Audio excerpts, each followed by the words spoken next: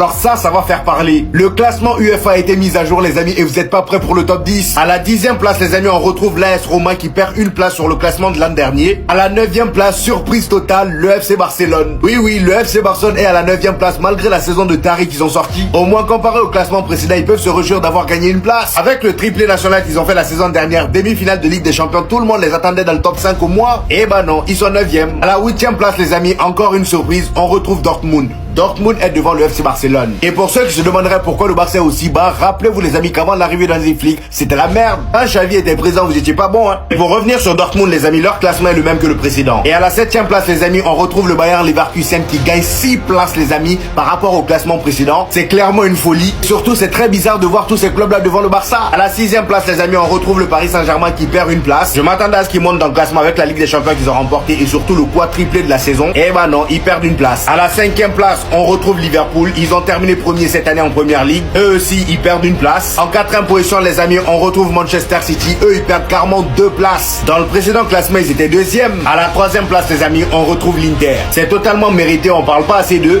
Ils ont été 2 fois finalistes de Ligue des Champions lors des 4 dernières années. Donc un peu de respect, s'il vous plaît. À la 2e place, les amis, on retrouve le Bayern Munich qui monte d'une place.